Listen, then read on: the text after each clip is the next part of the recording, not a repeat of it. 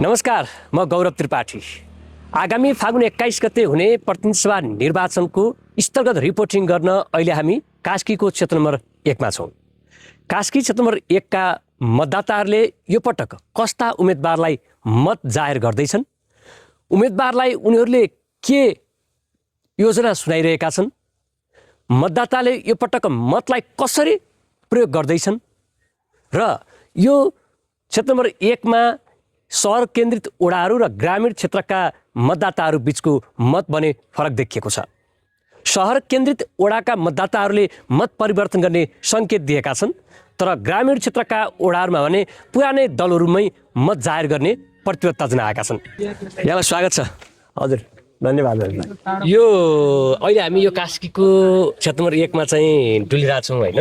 यो अहिले तपाईँहरू चाहिँ चौतारामा बस्नुभएको छ सिलिङको। यो फागुन 21 गते हुने निर्वाचनलाई चाहिँ तपाईँहरूसँग आउने भोट माग्न आउने नेताहरूले चाहिँ कस्तो खालको मत मागिरहेका छन्, के भनिरहेका छन्, तपाईँहरूले उम्मेदवारलाई के भन्नुभएको छ, कस्तो छ त्यो? यसो नि, अब स्थानीय जनताहरूले आफ्नो ठाउँको समस्याहरू पेस गरिरहेछन् नेताहरूसित। अब भोट चाहिँ आफ्नो मनको कुरा भएको हुनाले कसलाई दिन्छन् जनताहरूको कुरो थाहा हुँदैन। सबै मौन छन्, उनीहरूले आफ्ना समस्याहरू देखाइरहेका छन्। मुख्य कुरा त्यही नै हो। कस्ता समस्या देखा? आफ्नो समस्या गाउँका धेरै बाटो, पानी, शिक्षा, बिजुली जस्ता कुन समस्या बढी छन् त्यही समस्याहरू देखाइरहेका छन्। तपाईँले चाहिँ के देखाउनु भएको छ? हामीले तिनै सम्बन्धी हो। मुख्य गरेर शिक्षा स्वास्थ्य, मुख्य गरेर शिक्षा स्वास्थ्य सम्बन्धी हो। रोजगारी त त्यसै नै भइहाल्यो, सबैलाई दाइ आवश्यक परेको। माथि कति 10 नम्बर वडा? 10 के ठाउँ हुन्छ तपाईँ टोल? मेरो भाँचोको हो। भाँचोको? 10 भाँचोको भन्छ। अनि अब अहिले उम्मेदवारहरू त घर दैलो गरिरहेछन् होइन? तपाईँहरूलाई अहिले यो जेएनजी आन्दोलनपछि अहिले फरक परिस्थितिमा अहिले निर्वाचन हुँदैछ नि है?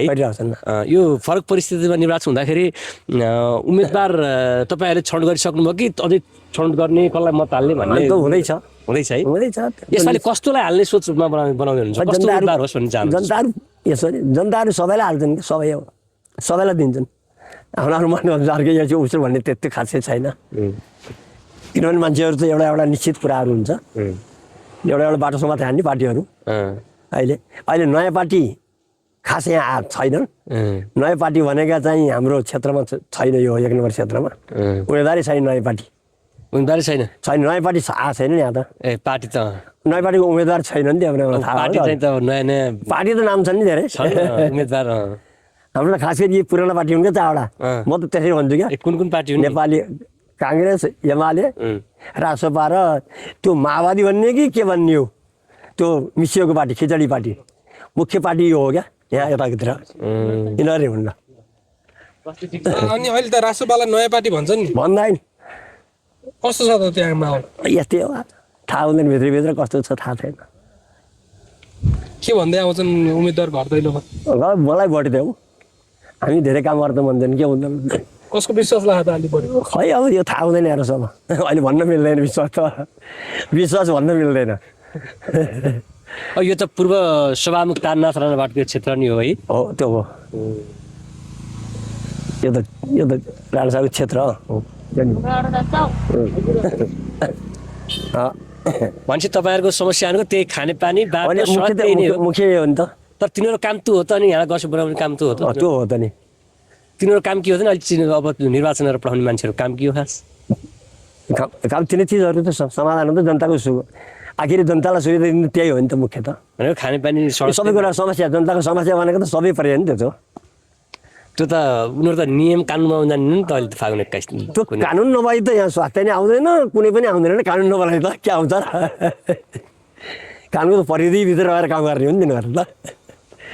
बिना काममा त के गर्छ नि त? होइन, त्यो त पहिले कानुनबाट बाँधिनु पऱ्यो सबै कुराहरू। त्यही आधारमा उनीहरू गर्ने हो।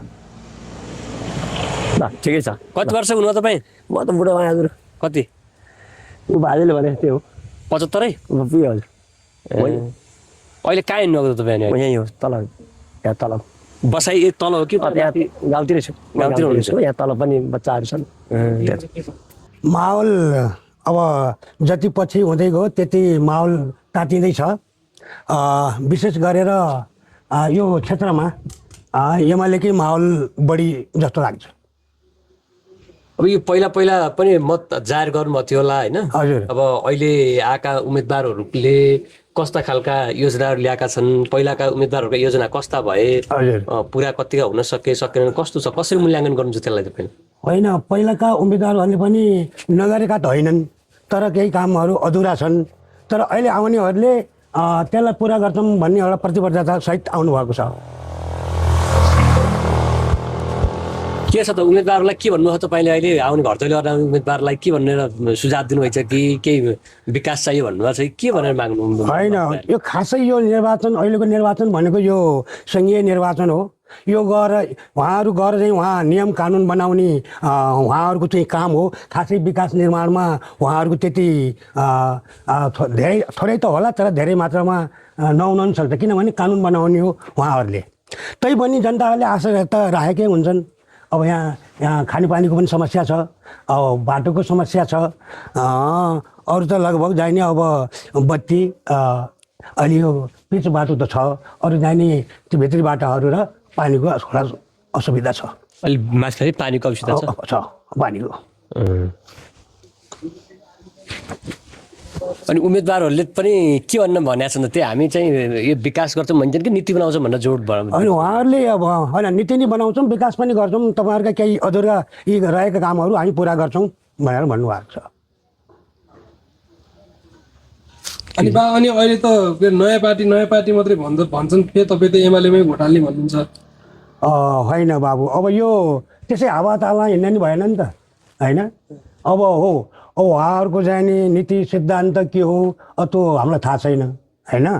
अब हामी त जाने अब जन्मसिद्ध एमाले जस्ता मान्छे हौँ।